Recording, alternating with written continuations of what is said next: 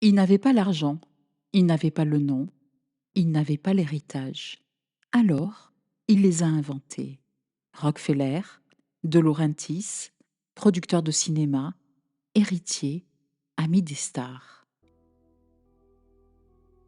Christophe Roccancourt n'est pas entré dans le monde du luxe par la grande porte. Il a fait croire que la porte lui appartenait déjà. Et c'est là que tout commence, pas seulement dans le mensonge, mais dans le désir des autres d'y croire. Car Roccancourt ne vendait pas seulement une histoire, il vendait une place, une invitation, un accès au rêve et le sentiment d'être choisi par quelqu'un d'important. Pendant des années, des portes se sont ouvertes, des palaces, des dîners privés, des cercles fermés, des fortunes imaginaires. Mais derrière le panache, il y a toujours quelqu'un qui paie, quelqu'un qui croit, quelqu'un qui signe, quelqu'un qui attend et qui comprend trop tard. La question facile, c'est comment a-t-il pu mentir autant? La question beaucoup plus dérangeante, c'est comment un enfant sans place devient-il un homme capable de vendre aux autres une place dans le rêve? Bienvenue dans Clinique du crime, affaire Christophe Roccancourt. Honfleur, Normandie, 1967. Christophe Roccancourt naît dans une caravane, un abri étroit, précaire, un lieu où l'on vit serré, où l'intimité n'a presque pas de mur, où l'enfance apprend très tôt qu'elle devra parfois se pousser pour laisser passer les adultes. Son père est peintre en bâtiment, sa mère a 17 ans. La famille vit dans la misère, dans l'instabilité, dans une forme de survie. L'enfant grandit là, dans un espace trop étroit pour contenir une enfance, trop étroit pour protéger quoi que ce soit. Sa mère se prostitue. Christophe a 5 ou 6 ans, et quand sa mère reçoit des hommes, elle lui demande de partir. Alors, il sort. Il erre dans les rues, seul. Parfois il a faim, parfois il fouille les poubelles.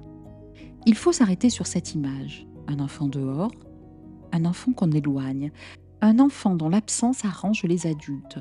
Il ne s'agit pas seulement d'un enfant qui sort jouer, il s'agit d'un enfant qu'on met hors de la scène familiale, hors de la caravane, hors du regard, hors de la place. Et pour un enfant, être mis dehors, ce n'est jamais seulement être déplacé physiquement. C'est recevoir un message muet, là tu gênes, tu n'as pas ta place. Là, ce qu'il se passe à l'intérieur ne te regarde pas.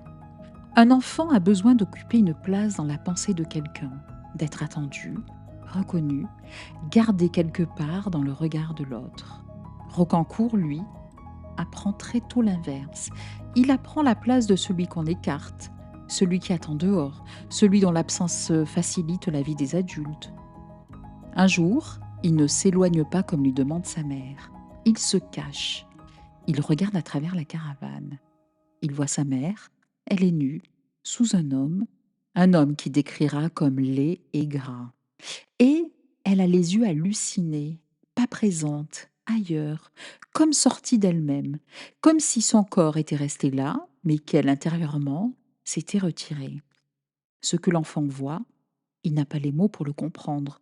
Il ne voit pas encore une femme prise dans la misère, dans la survie, peut-être dans la violence. Il voit sa mère, et l'image de la mère s'effondre. Mais il voit aussi autre chose. Il voit qu'un corps peut rester là pendant que la personne s'absente, que le visage peut tenir, que les gestes peuvent continuer, que la surface peut faire illusion, même quand, à l'intérieur, quelqu'un s'est retiré. Il ne met pas de mots dessus, mais plus tard, toute sa vie semblera tourner autour de cette découverte. On peut être là, sans y être. On peut présenter une surface, un rôle, un visage, une identité. Et derrière, il peut ne presque rien y avoir de stable. Il dira plus tard: «Je suis désormais inapte à l'amour». Ce n'est pas seulement une phrase, c'est une fermeture, une décision intime, une manière de dire: «Je ne reviendrai plus là, je ne tiendrai plus la main à cet endroit-là». Il dira aussi: «Mon regard a changé depuis lors, la pureté de l'enfance est partie». Et il dira encore qu'il ne comprend pas comment une femme peut en arriver à ne plus avoir le respect de son fils. Cette phrase est dure. Elle dit quelque chose d'important. L'enfant ne pleure pas seulement, il ne supplie pas, il juge. Il prend de la hauteur sur ce qu'il voit. Il se détache. Ce détachement, il va en faire une armure.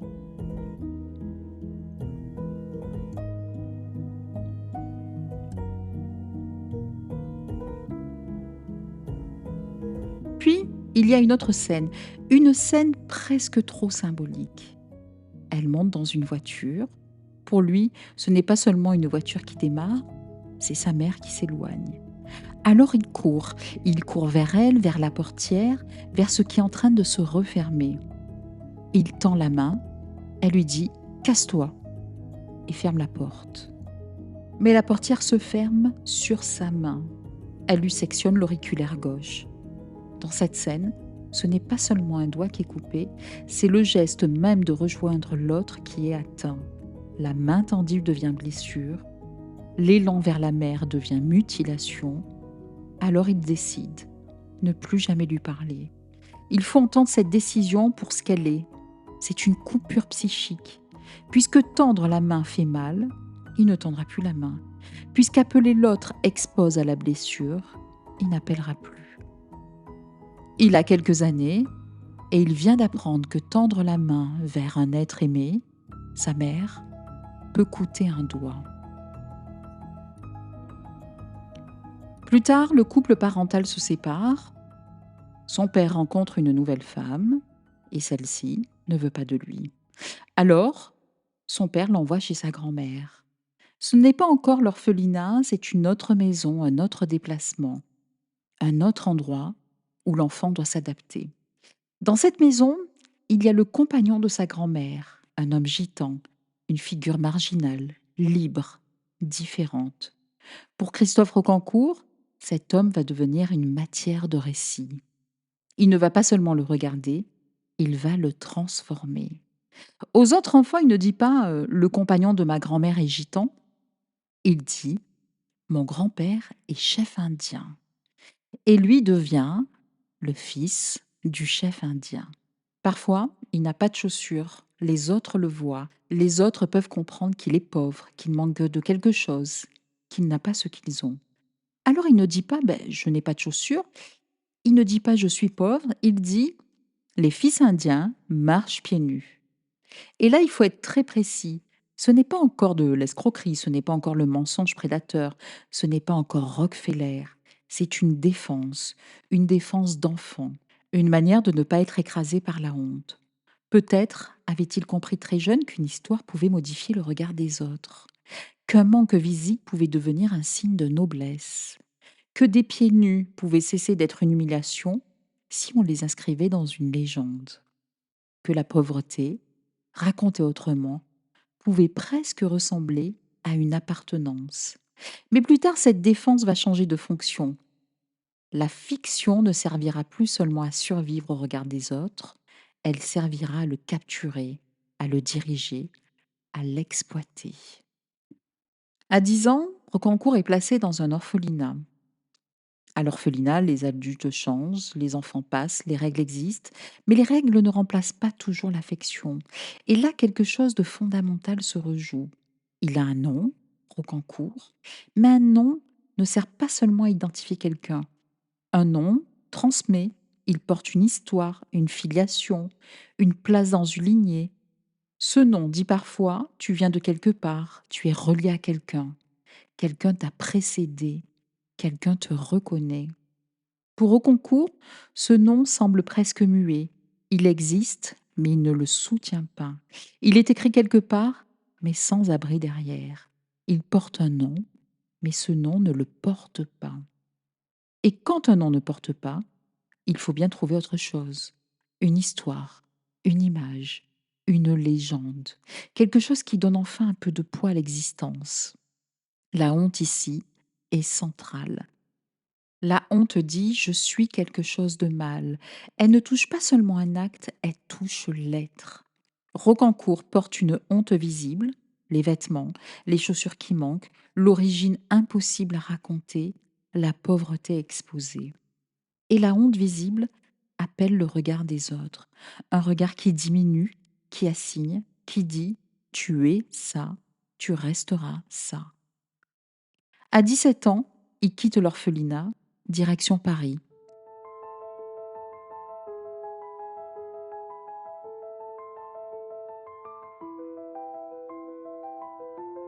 Il erre beaucoup, il dort dans le métro, et un soir, un jeune homme de bonne famille le remarque. Il s'appelle Gilles. Ses amis l'appellent Gigi. Gigi l'emmène dans les dîners mondains, les soirées de la jet-set parisienne, les tables où on mange bien, où l'on cite des noms que Rocancourt ne connaît pas encore. Et là, Rocancourt observe. Il regarde comment ces gens entrent dans une pièce, comment ils tendent la main, comment ils commandent, comment ils parlent de l'argent sans jamais sembler s'en inquiéter. Il observe les codes, les gestes, les intonations, la manière de ne jamais paraître impressionné. Et il comprend quelque chose de très simple, de très efficace. Dans ce monde, l'apparence précède souvent la preuve. On croit d'abord, on vérifie après. Et parfois, on ne vérifie pas. Le fils de chef indien vient de trouver son prochain rôle. À Paris, il commence à tester, à escroquer. Il affine. En 1987, il vend un immeuble qui ne lui appartient pas. L'immeuble appartient au père de sa petite amie, Marie-Estelle, un préfet de Guyane. Rocancourt fabrique des documents, présente des papiers, rend la transaction crédible et encaisse plus de 500 000 francs. Déjà, tout est là, un lien intime, un papier fabriqué, une apparence de sérieux, une victime qui croit avoir affaire à quelque chose de solide. Puis il continue les escroqueries et 2 ans plus tard, il commence un trafic de monnaie. Il prend 2 ans ferme. Entre 85 et 91, il a 5 condamnations et 3 ans et demi de prison. La justice française le connaît trop bien. Il faut un nouveau décor. Un endroit où personne ne sait encore qui il est. Un endroit où il peut se présenter avant d'exister. Et surtout, un endroit où le nom a son importance. Los Angeles. Los Angeles, début des années 90. Rocancourt débarque sans un mot d'anglais. Il arrive du vide, des années d'orphelinat, de caravane, de prison française, un toit en moins, un intérieur fermé depuis longtemps. Et en quelques mois, il s'installe au dernier étage du Beverly Hotel, le palace où a été tourné Pretty Woman. La question n'est pas comment a-t-il fait, la question est pourquoi Los Angeles? Parce que Los Angeles n'est pas une ville ordinaire, c'est une ville construite entièrement sur l'image, une ville où l'on se présente avant d'exister, une ville où personne ne vérifie vraiment, parce que tout le monde est déjà occupé à construire sa propre façade. Ce monde-là adore les gens qui se racontent eux-mêmes. Rocancourt ne débarque pas dans une ville naïve, il débarque dans une ville où tout le monde auditionne pour sa propre légende. Pour un sujet dont toute l'identité est tournée vers l'extérieur, Los Angeles n'est pas un terrain de chasse, c'est un milieu naturel. Alors, il observe, il absorbe, il repère les codes du milieu. La manière d'entrer dans un restaurant, la manière de ne jamais demander le prix, la manière de laisser tomber un nom comme si c'était sans importance. Et il se fabrique des identités. Christopher de Laurentis, fils de Dino de Laurentis, le grand producteur, ou fils de Sophia Loren, ou héritier d'une fortune européenne, ou producteur lui-même en train de monter un film, cherchant des investisseurs, des gens qui veulent entrer dans le cercle. Ces noms, ce ne sont pas des choix arbitraires, ce sont des noms qui ont du poids, qui convoquent un monde, qui font lever les sourcils, sourire plus vite, taire les questions. Ce que son propre nom n'a jamais pu faire. Il cherche une place, il l'a toujours cherchée. Mais maintenant, il a compris quelque chose de décisif. Dans ce monde, la place ne se gagne pas toujours. Elle se prend, elle s'occupe, elle s'incarne. Et pour occuper une place, il suffit que les autres croient qu'elle vous appartient. Freud a décrit ce qu'il appelle l'idéal du moi. Ce n'est pas ce que nous sommes, c'est ce que nous voudrions être dans le regard de l'autre. l'image de nous-mêmes accomplis, reconnus, arrivés, enfin à la bonne table. Chacun porte cet idéal et chacun cherche d'une manière ou d'une autre à s'en approcher. Rocancourt comprend ça sans jamais l'avoir lu. Il comprend que les gens ne donnent pas leur argent seulement pour un investissement, ils le donnent pour se sentir proche de leur propre idéal. Être choisi par un héritier Rockefeller, c'est se sentir enfin à la hauteur de l'image qu'on a de soi.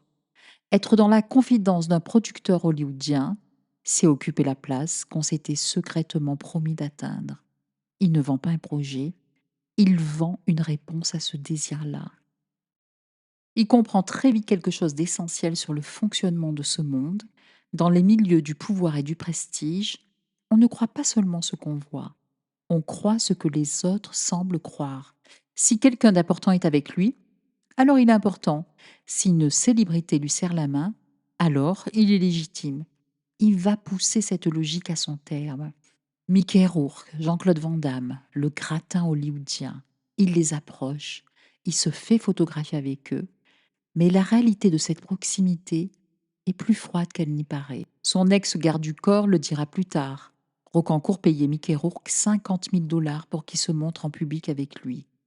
Il utilisait l'argent volé pour acheter l'apparence d'une amitié. Et cette apparence d'amitié lui permettait ensuite d'en voler davantage. La machine se nourrissait d'elle-même.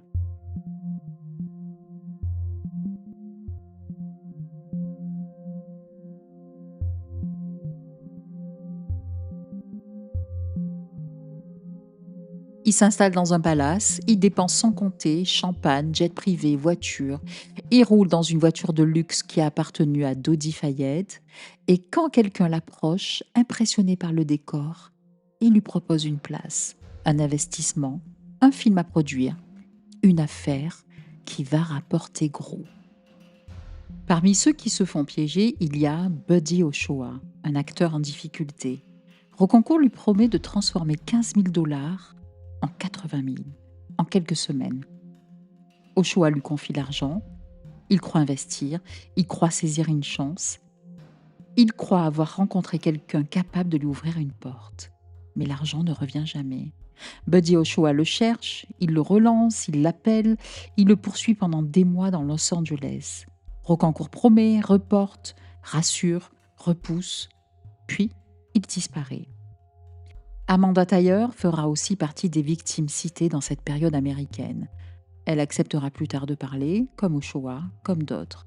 Mais beaucoup de victimes, elles, se taisent, parce qu'une escroquerie ne prend pas seulement de l'argent, elle laisse aussi une honte, la honte d'avoir cru, la honte de s'être laissé séduire, la honte d'avoir voulu entrer dans le cercle.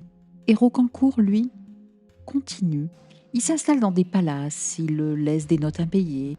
Au Beverly Hotel, l'hôtel mythique de Pretty Woman, la facture grimpe.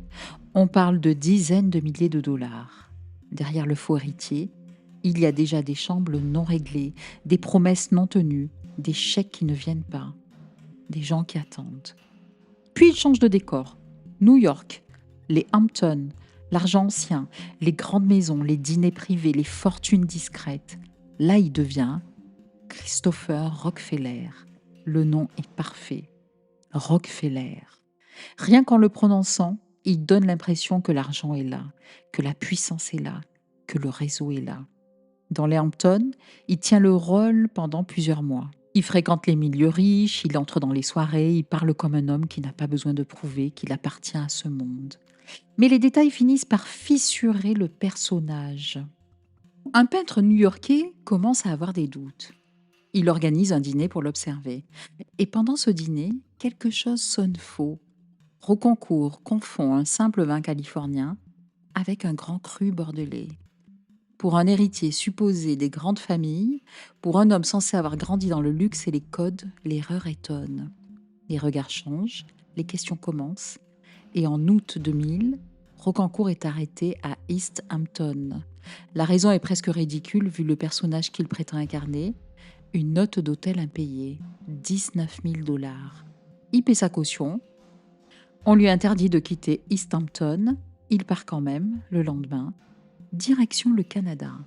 avec sa femme et son fils Zeus, âgé de 4 ans. Au Canada, il recommence, nouveau décor, nouvelle promesse, nouvelle victime. Robert Baldock, homme d'affaires canadien, fait partie de ceux qui croisent sa route. Rocancourt se présente encore comme un homme riche, bien introduit, capable de faire aboutir une transaction. Baldock l'aide, il le fait vivre dans un cadre luxueux, il lui offre des objets, une montre, un ordinateur, il attend une affaire qui doit se conclure. Mais l'affaire ne vient pas. Comme toujours, elle reste devant, toujours presque là, toujours imminente, toujours repoussée. Chez Rocancourt, le futur sert d'appât.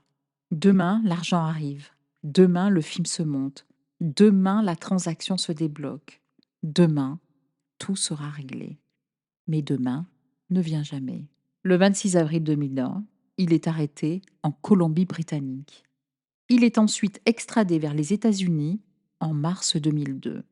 La justice américaine le condamne à 5 ans de prison. Vol, fraude, parjure, faux passeport, délit de fuite, détention illégale d'armes à feu. Derrière les noms prestigieux, il y a donc un dossier judiciaire très concret et des victimes, des condamnations. Et avant même Hollywood, la mécanique était déjà là. En France, une commerçante lui prête 1,2 million de francs. Là encore, il présente une garantie, un acte de propriété, un papier, une preuve supposée.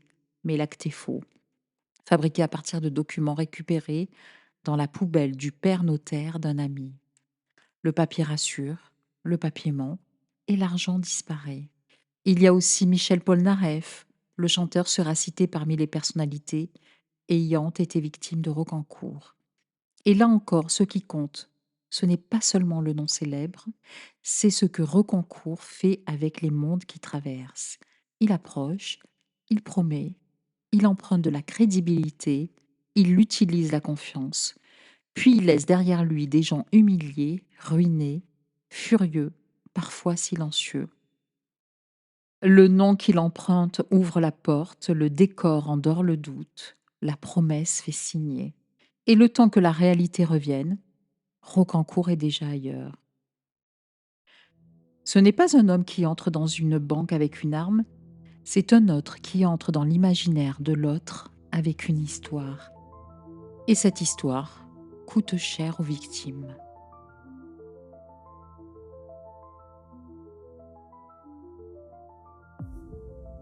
Alors, pourquoi Rockefeller? Pourquoi De Laurentiis? Pourquoi l'héritier? Pourquoi le producteur? Après tout, Rocancourt aurait pu escroquer autrement, plus simplement.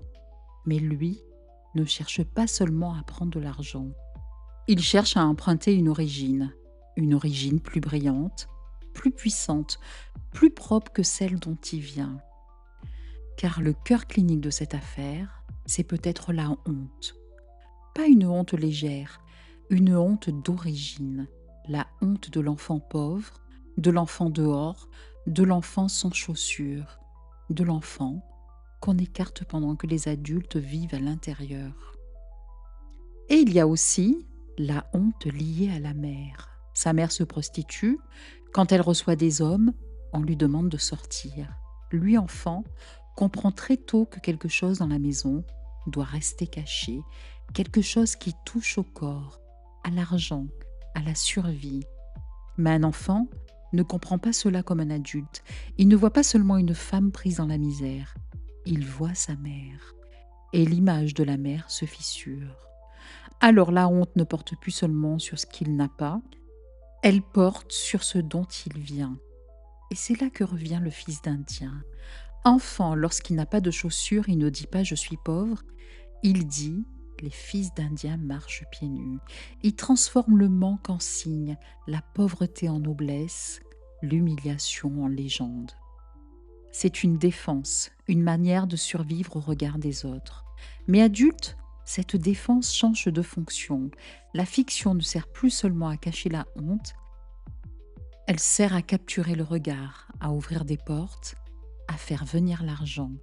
Le fils d'Indien devient Rockefeller, les pieds nus deviennent Palace, la caravane devient le prestigieux hôtel Beverly, le nom pauvre devient non prestigieux. Et la légende, cette fois, coûte de l'argent aux autres. C'est là que l'armure devient une arme. Rocancourt n'emprunte pas seulement des noms riches, il emprunte des origines lavées de honte. Rockefeller, ce n'est pas seulement l'argent, c'est la lignée, le prestige, le nom qui ouvre avant même qu'on frappe, le nom qui dit « je viens d'un endroit où l'on ne peut pas me mépriser ». Mais aucune origine empruntée ne répare vraiment une origine blessée. Alors, il faut recommencer, changer de nom, de décor, de ville, de victime. Et c'est là que la honte entre en circulation. Lui peut raconter, sourire, tenir le personnage, transformer l'arnaque en anecdote. La victime, elle, reste avec une phrase terrible. Comment ai-je pu y croire? Elle n'a pas seulement perdu de l'argent, elle a perdu une part de confiance dans son propre jugement. C'est l'une des violences spécifiques de l'escroquerie. Elle ne vole pas seulement une somme, elle vole aussi une image de soi. L'escroc repart avec le récit, la victime reste avec la honte. Rocancourt ne guérit pas sa honte, il la déplace. Il ne répare pas l'enfant humilié, il produit d'autres humiliés. La honte n'excuse pas la prédation, l'enfance n'annule pas la faute, la blessure ne donne pas le droit de blesser. Mais elle éclaire une bascule. Chez l'enfant, la fiction protège contre l'humiliation. Chez l'adulte, elle devient prédatrice quand elle oblige les autres à payer pour qu'elle continue d'exister. Voilà peut-être le cœur clinique de cette affaire. Une honte d'origine devenue personnage. Un personnage devenu méthode. Une méthode devenue prédation. Et après les palaces, les faux noms, les hôtels impayés et les investisseurs séduits, il y aura une femme fragilisée, une femme à qui il ne va pas seulement vendre du rêve, mais dont il va exploiter la vulnérabilité. Catherine Breillat.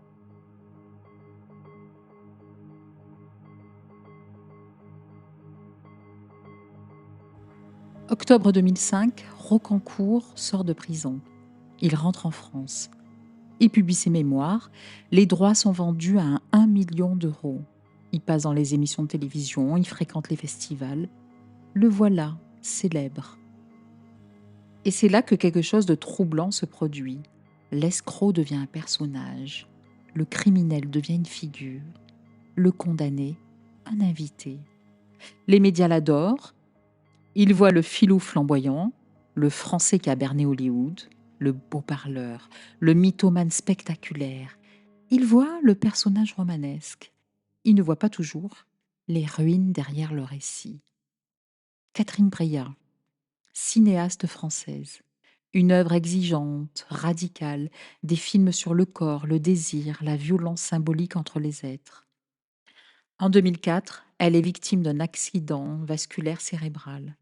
Un AVC laisse des traces sur le corps, la parole, la fatigue, sur la capacité à traiter l'information, sur la résistance à l'influence, sur la faculté de poser des limites. Un cerveau lésé ne fonctionne pas comme avant. Et cette différence n'est pas toujours visible de l'extérieur. En 2007, Breillat rencontre au concours. Elle rêve de lui donner le premier rôle dans un film intitulé Bad Love. Elle le voit comme un personnage, un matériau, un mythe vivant à filmer.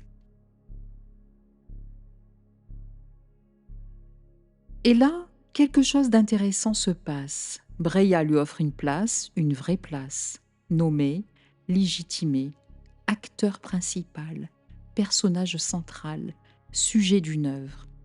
C'est exactement ce qu'il a cherché toute sa vie. Être vu, reconnu, occuper une place qui ne soit pas volée, mais donnée. Sauf qu'il ne sait pas recevoir cela. Il ne sait faire qu'une chose avec une porte ouverte, y entrer pour prendre. Il commence à lui réclamer de l'argent pour les scénarios, pour des frais, des avances, pour une affaire urgente, pour un problème à régler. Toujours une raison, il y a toujours un motif, toujours le futur comme horizon. Ça arrive, c'est en cours, on y est presque. En 1 an et demi, Catherine Breillat lui verse près de 700 000 euros. Elle ne reçoit aucun scénario. Elle porte plainte pour abus de faiblesse. L'abus de faiblesse est une notion juridique précise. Elle ne dit pas seulement quelqu'un a été trompé, elle dit quelqu'un a été trompé alors que sa capacité à se défendre était diminuée et que l'autre le savait. Ce n'est plus la même mécanique que les Palace, les Hamptons, les investisseurs fascinés. Là, il y a une femme dont le cerveau a été abîmé, dont la résistance à l'influence est fragilisée. La capacité à évaluer les risques est réduite. Et en face, quelqu'un qui lit les failles comme on lit une carte. Ce que Rocancourt identifie chez Breillat, ce n'est pas seulement une femme à accompagner, c'est une fragilité, une ouverture, un endroit où appuyer. Le 17 avril 2012, le tribunal reconnaît Christophe Rocancourt coupable d'abus de faiblesse sur Catherine Breillat. 16 mois de prison, 8 mois fermes, 578 000 euros d'amende. En sortant, il déclare « On donnera 20 euros par mois pendant 2000 ans ». Cette phrase dit beaucoup. L'absence de remords, l'humour comme armure, le personnage qui continue, même là, même à cet instant. Catherine Breillat, elle, écrit un livre sur ce qu'elle a traversé. Elle l'intitule simplement « Abus de faiblesse ». Derrière le personnage flamboyant, il y a cette femme, ces 700 000 euros, cette fragilité exploitée, ces mois pendant lesquels quelqu'un a lu sa vulnérabilité comme une ressource. Et cela, les médias en ont moins parlé, parce que c'est moins romanesque. Après Catherine Breillat, il devient difficile de continuer à rire. Difficile de raconter Rocancourt comme un simple escroc flamboyant.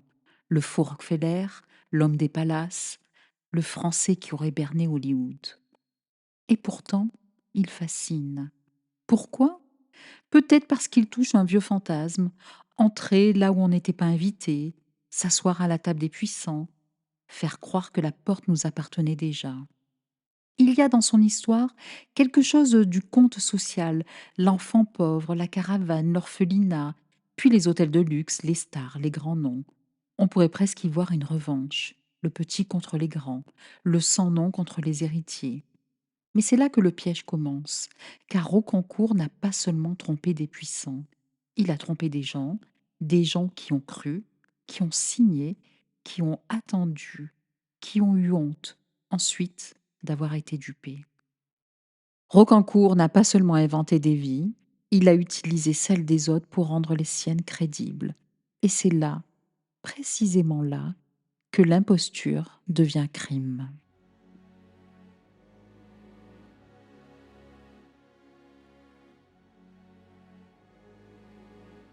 Christophe Rocancourt est toujours vivant, il donne encore des interviews, il apparaît dans des documentaires, il raconte, le personnage continue.